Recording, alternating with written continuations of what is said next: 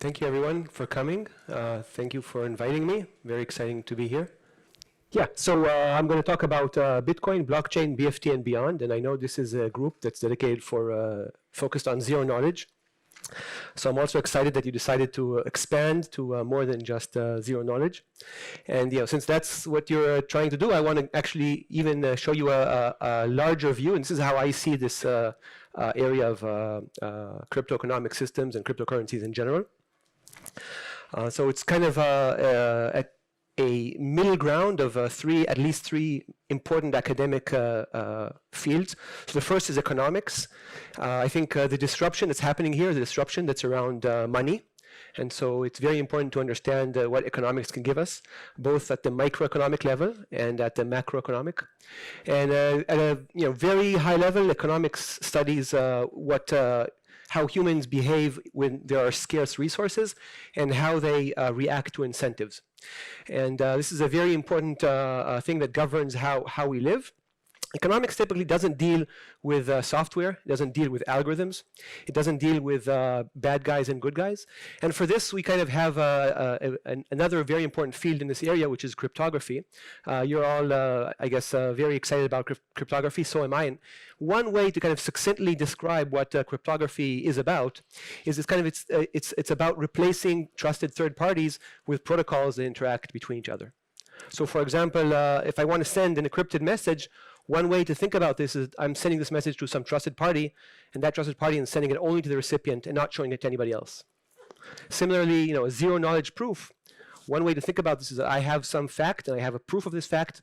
I send this proof to a trusted party. This trusted party verifies this proof and sends to the verifier just one bit, whether the proof is correct or incorrect. So the verifier learns just one bit, and I have a trusted party. And what these zero knowledge protocols do is allow you to kind of replace this trusted party by a cryptographic protocol. And we're seeing a lot of uses of modern cryptography in the world. So public key cryptography has obviously kind of changed the world significantly. And many people believe that these zero knowledge proofs are also going to do that. And as you all also are pretty aware, there's even a stronger type of primitive, which is the fact that you can have very short proofs. So succinct proofs, even if they're not zero knowledge, obviously they can also be zero knowledge, is an extremely powerful notion in theoretical computer science. And we're now seeing that also evolve. And there's a lot of people who believe that this will also have a major impact on the world, maybe as major as public key cryptography. What cryptography typically doesn't deal with is these large-scale systems, network failures, and handling malicious behavior of a network in large scale. And this is where distributed computing kind of comes into play. And this is the focus of today's talk. So at least in my view, this is kind of the three main things, at least in the view I had maybe a year or two ago. And now I realize that since this disruption is kind of affecting a larger group of people, this is not just about these academic fields, but there's kind of a wider area of governance. This is not just about kind of the on-chain governance problems, but really about how, in general, do we as a society relate to money, to the control of state and money, and so on. And this is related to political science, to ethics, to law, and really to what are the social norms that we want to study in. So I encourage you, if you're interested in this area, and I'm very happy you expand beyond zero knowledge to BFT and go and expand even more. So here are kind of here's my plan for today. I'm going to talk about three different topics. So I'm going to start with kind of the Bitcoin revolution and try to say how I see it, at least from the lens of distributed computing. And after that, I'm going to talk and focus on this notion of state-machine replication and how those protocols work. And I'm going to focus on these three different models: synchronous, asynchronous, and partial synchrony. And finally, for the brave people that will survive to the end, I'm going to talk about real protocols. I'm going to show you some simple protocols, and you can get a glimpse of how a Byzantine fault-tolerant state-machine replication system looks like, at least from the algorithmic level. Be happy to get questions. If you have questions in the middle, stop me. There's these boxes that I can throw at you, and you can talk to them, and we can try that. It's better than a place I was a few weeks ago where everybody had headphones. So here you can talk to this box. All right, so yeah, so what is a blockchain? So this is a picture I took in 2018 in crypto, and this is Stuart Haber, and he kind of has this system that he and Scott Sorrenta published in 1991 and started running from 1995. And they basically have these blocks that they publish, and they actually publish a block every week in the New York Times. This is Stuart holding the New York Times of that weekend, showing me in red here, you can see the hash. Well, maybe you can see the hash of this week. And so this is kind of the first use of this idea of having a chain of blocks that are connected one to each other. But obviously, you know, when we talk about a blockchain, we don't talk about this particular paper. You know, we're all thinking about the kind of genesis of the idea coming from the Bitcoin white paper. And this is really, I think, a huge revolution, and yeah, we're, I guess, probably in the beginning of understanding the effects of that revolution. Here's kind of one of the emails that Satoshi Nakamoto, or at least the person who controlled the Satoshi Nakamoto email account, wrote about a few months after he published the white paper, trying to explain what does Bitcoin do. So he said, sorry, so this is kind of my mistake. So this is the main abstract, right? So you can see the abstract is focused on allowing two parties to transact directly without the need for a trusted third party. So I guess you can see here that even at this stage, whoever wrote this white paper understood that removing trusted third parties is kind of a core abstraction. Yeah, so this is Nick Szabo. He's one of the influential thought leaders in this area. He wrote a very nice blog post and also has a podcast 16 years later about trusted third parties are security holes. So he wrote about trusted third parties before and after. You know, maybe he helped this Bitcoin white paper as well. And yeah, here's this email that I talked about. So this is this email a few months after publishing the white paper. The person controlling the Satoshi email is explaining here, the proof of work chain is a solution to the Byzantine generals problem. I'll try to rephrase it in that context. So even as early as 2008, at least again, so the person behind Satoshi understood that kind of the main important advance here is kind of solving Byzantine generals problem. Here's the way I got introduced to Bitcoin. In 2014, there was this New York Times article by A Driessen. He's a very famous venture capitalist. And this is what he wrote in the New York Times. Bitcoin is the first practical solution to a long-standing problem in computer science called the Byzantine generals problem. So he most likely saw this Satoshi email. I remember in 2014 when I saw this, I said to myself, okay, you know, I've been doing research in Byzantine Agreement all my life. This is a VC writing in the New York Times, talking about a subject that I understand in, so he's probably completely wrong. And it took me a while to actually understand that there's a lot of truth in this statement. The fact that it took so long, even for people who understand, means that there's really something that's new here that we didn't immediately comprehend. Here's the A16Z crypto investment thesis.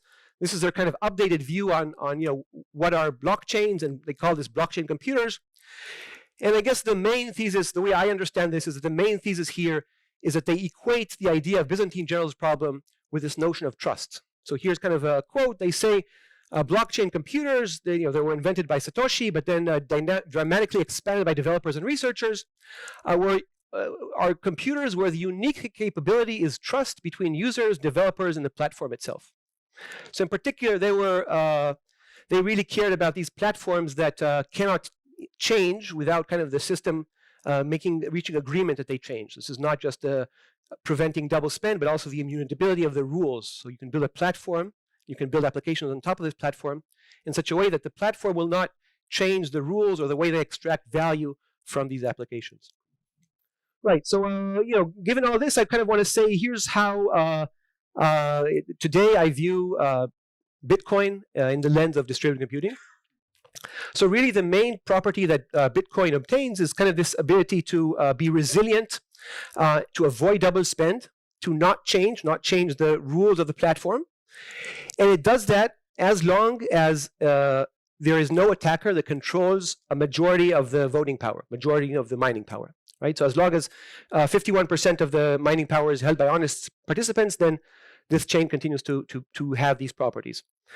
And this is actually a formal definition in computer science. If you have a system that has this ability, this is exactly a system that solved Byzantine fault tolerance, that provides you with Byzantine fault tolerance. And so, what researchers have done is actually given a name to this consensus protocol that Bitcoin solved. This is Nakamoto Consensus. And, formally, this is kind of a Byzantine fault-tolerant protocol. It works in the synchronous model, so it assumes some bounded delay on messages. The really amazing thing about this protocol is it does not require a setup for a public key infrastructure. So, if you think about that, that's kind of one of the amazing things of Bitcoin, that there was no setup that required public key infrastructure. Did Bitcoin need any type of setup? What did it need in Genesis block? Someone needs to know where it starts. To know how to start.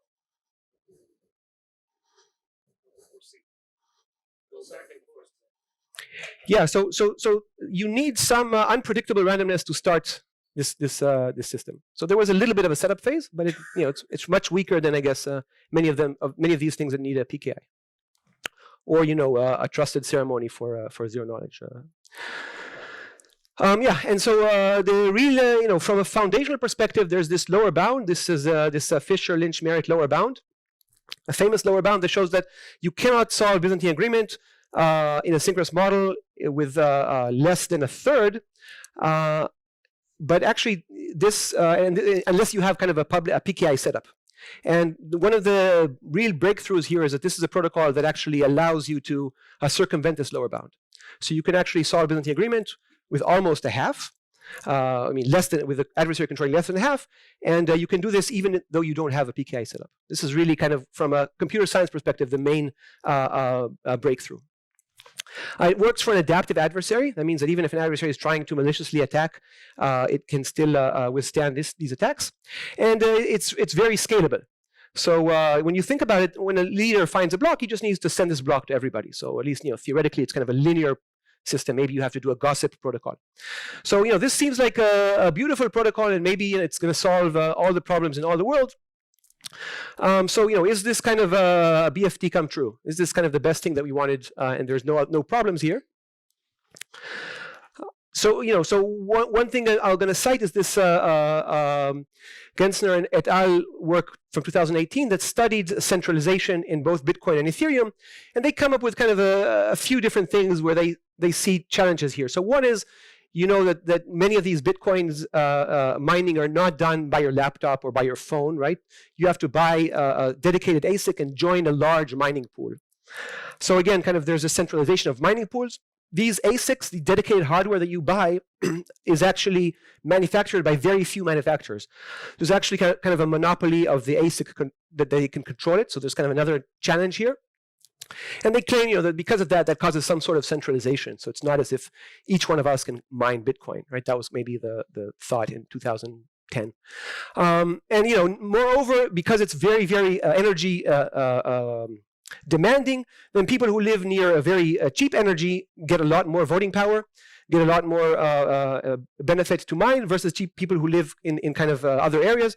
So it's kind of creating inequality by distributing power in a way that's giving advantage to people who live near cheap energy, or giving advantage to people who live in places where tax regimes are favorable to mining. Lots of people are concerned that it's wasteful. I think the latest measurements are that it uses as much energy as Denmark or some other large European country. So this is kind of another type of worry. A different type of worry is actually the centralization of the people who maintain the GitHub, say Bitcoin core. There's actually a very small group, maybe less than 20 people, who actually have commit rights and can update the code. And so there's kind of a concern about that type of centralization. For chains that are not Bitcoin, they're still using proof of work, there's kind of this risk that, well, maybe Bitcoin will have a lot of security because all the mining power in the world is going to focus there. But what about these other chains? So yeah, they can try to be ASIC resistant and so on, but there's kind of this concern that if you're not the top chain, then there's a risk of having a 51% attack. But the real challenges here are when you start to think about this system and say, well, what if I want a high-performance system that's going to replace some of the payment systems in today's world? So one of the challenges is finality. So in particular, if you send a transaction, say in Bitcoin or Ethereum, the question is how long does it take until you are convinced that this transaction will not be changed or modified? So if I sell my house on the blockchain and try to do some swap based on that, how long do I have to wait till I'm confirmed that this money that I received, these Bitcoins, are really mine? So this takes at least minutes, maybe tens of minutes even in cases of large transactions. And moreover, if you think about the throughput, which is how many transactions per second, so I guess these are kind of very optimistic estimates of 7 to 15 transactions per second, but there's even people who believe that it currently is less than that. So with all kind of the nice things about Bitcoin, the question is it has a lot of scale, doesn't need a PKI and so on, but here are now kind of challenges. So how do we overcome these challenges? How do we kind of get a better type of system? And there's a lot of people that say we don't need these high throughput or low latency. And that's fine, but there are potentially use cases where you would like to have these types of properties. So what we try to do is we try to look at Bitcoin and try to figure out, is there kind of a systemic way where we can look at it from the lens of the architecture of distributed computing systems and see if we can learn from that system and see how other systems could be built. And so what we came up with is kind of this 3-layer architecture, where the bottom layer is kind of focused on consensus. This is kind of a Byzantine fault-tolerant part. The middle part is actually running smart contracts. And the third part is the applications. So for example, if you think about Bitcoin, then the main use case in Bitcoin is payments, right? So one user can pay the other user. That's kind of the main use case. If you think about what's the programming language that you write, so this is Bitcoin script. There's kind of a very nice programming language, very robust. It allows you to write some sort of contracts to do that. And if you think about what is the underlying agreement protocol, the Byzantine Agreement protocol, this is a Nakamoto Consensus. And so the question is, if our goal is to try to scale Bitcoin and try to see how it can scale to larger systems and more transactions, then maybe we can look at other systems and see if we can replace and look at each one of these different layers and try to replace or improve different parts of it. So in particular, you can look at what Ethereum did. So Ethereum kind of said, well, it will actually allow users to have a generic interface of smart contracts. And for that, instead of building kind of a very structured language like Bitcoin script, we'll provide a roughly Turing complete type language like EVM. And on the bottom part, we'll build again a Nakamoto Consensus. And so when we saw this, we actually told ourselves, well, this looks very similar to work that's done in computer science. In particular, there's this famous group in the 1990s and 2000 at MIT. This is Barbara Liskov's group. Barbara Liskov, the Turing Award winner, she she won her prize for abstractions in computer science. So it's not very surprising that she had kind of this understanding of building systems in layers. This is exactly the architecture that she and her group suggested. And really kind of the use cases that they looked at, this is in year 2000 roughly, are kind of building a file system and building a database for object-oriented databases. So use cases that we currently are less interested in. But what they focused on is actually building this abstract state machine. So you can build any type of state machine that you want, and on top of that, you can kind of codify your application. And in the bottom layer, instead of using Nakamoto Consensus, they use this different Byzantine fault-tolerant system, which is PBFT. This is practical Byzantine fault tolerance. So I'll talk more about it, but this is kind of the core of what they used. And you can do this exercise of looking at different systems and trying to put them into these 3 different layers. And again, the question here is kind of, if you want to scale systems, then what are the bottlenecks in each one of these layers? So in particular, here's kind of an attempt to do it for Libra. So this is still not, there is no Libra system that I can look at, but here's kind of what I've read. So the goal is to do payments. And if you look at the smart contract layer, so there's kind of this move smart contract layer. And in the bottom, there's again a BFT system. This is Libra BFT.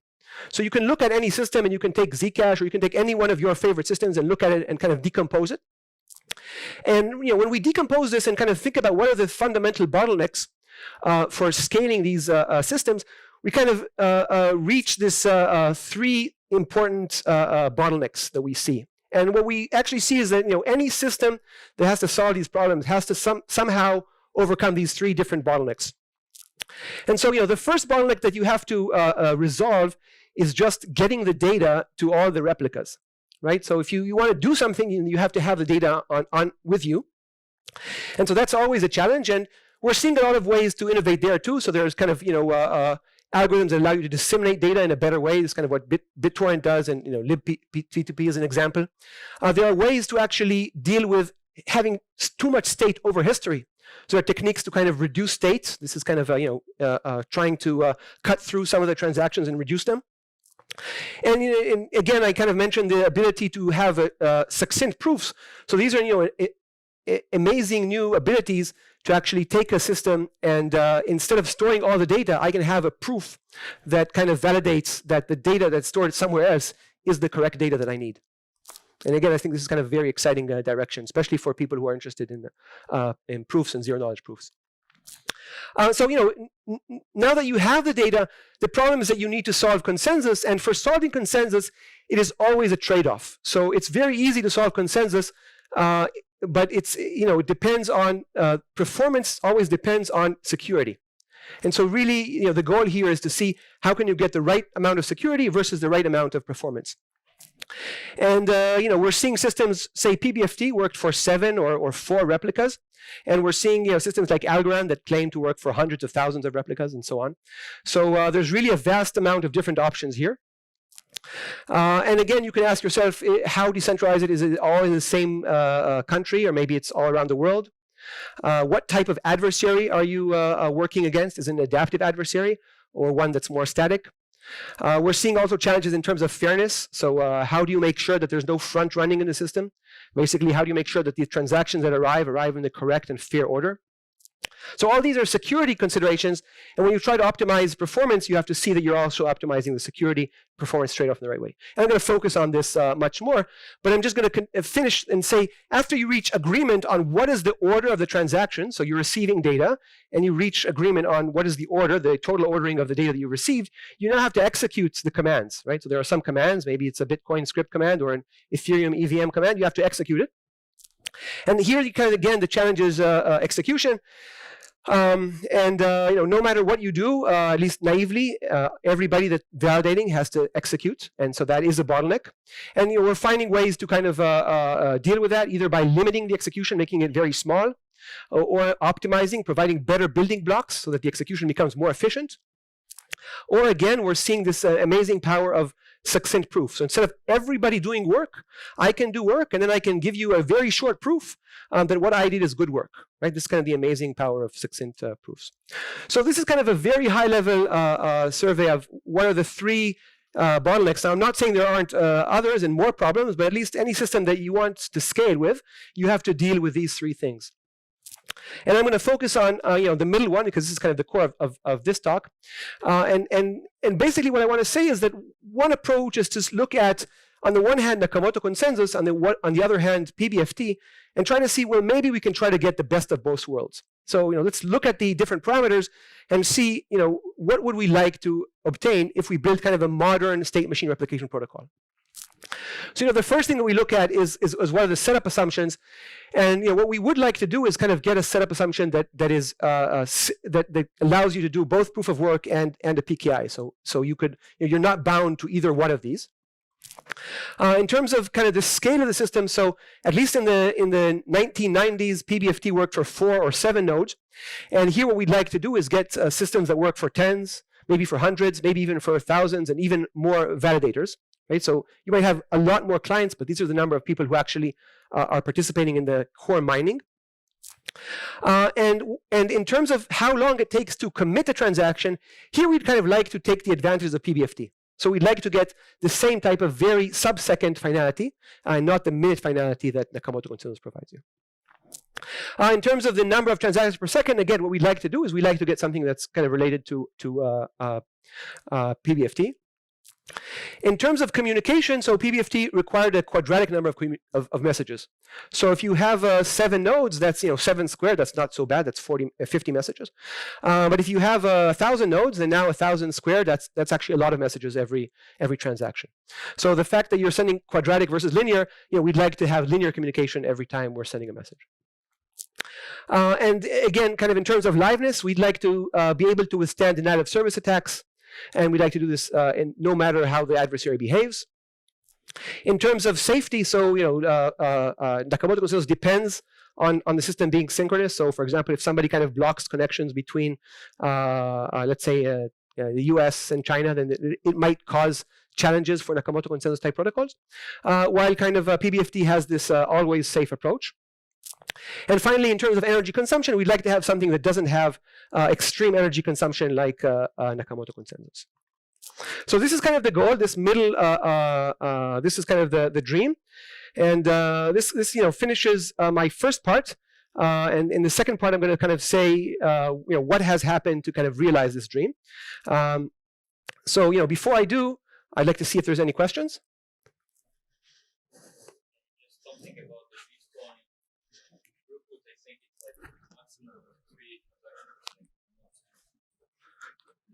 Yeah, so I've heard. Yes, so the average block time in Bitcoin is like 10 minutes for 2,000 transactions, and so between 7 to 12 is like really. Yeah, so I'm being very generous, and just right. this. Yeah, I was trying to be generous.